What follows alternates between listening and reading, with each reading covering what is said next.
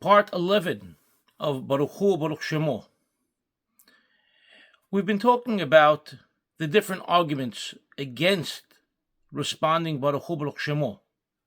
There is a final argument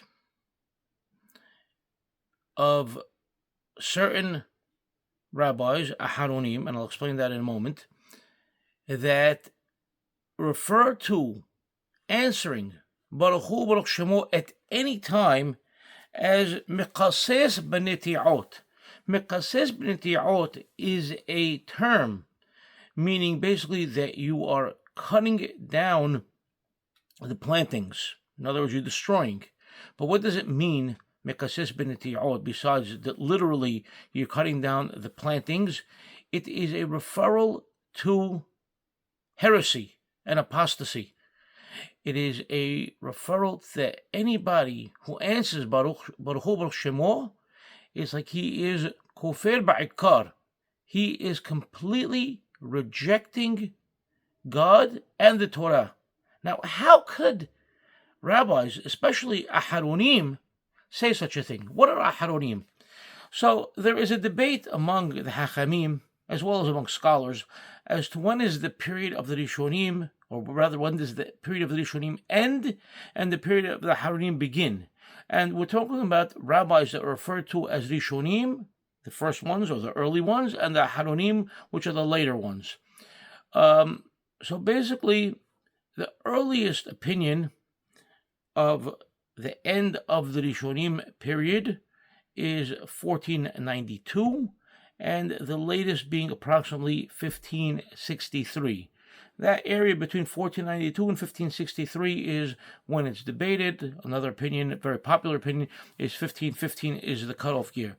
But for the most part, for Sephardim, our Hachamim say that Maran Rabbi Yosef Karo, the author of Shulchan Aruch, is the cutoff. He is considered by our Sephardic Hachamim the last of the Rishonim, as well as the first of the Acharonim.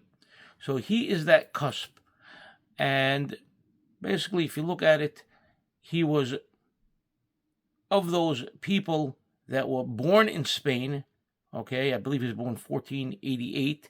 He left as a small child at the time of the expulsion, and then he was able to replant Sephardic culture and tradition in the next lands, or the New World, if you will, being from Salonika, Greece, to Safed in Eretz Israel. He published Shulchan Aruch in 1563. So these are the time periods when people look at when the Rishonim period is. Anyway, the rabbis that are born after that, okay, let's say anytime after 1563, and obviously 1600s, 1700s, 1800s, 1900s, etc., those are all Acharonim. And it's generally viewed that an Acharon does not argue against a Rishon. Now, the Rishonim are the ones whu mention answering Baruch Shemo, whether we're talking about the Rokeach, or the Rosh, or the Tur, or Shulchan Aruch, who mention Baruch Shemo. They all mention answering Baruch Shemo. And now you have Acharonim that are now saying this is Mekases b'neti'ot.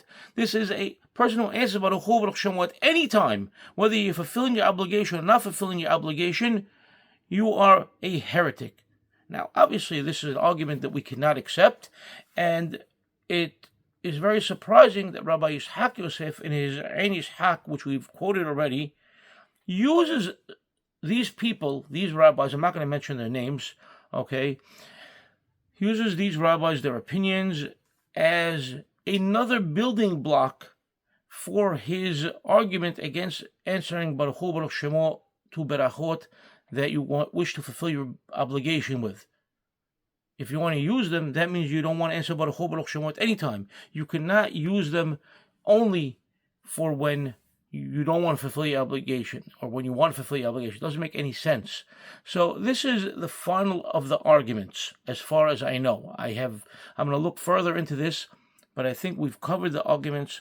Now we're going to look, going forward, at those Hachamim, hopefully in chronological order, that argue for answering Baruch Shemo, those that say to say it, when to say it, when not to say it, why to say it, and any other arguments they may have counter those who say otherwise. So stay tuned, and hopefully we'll do justice to this topic. Have a great day.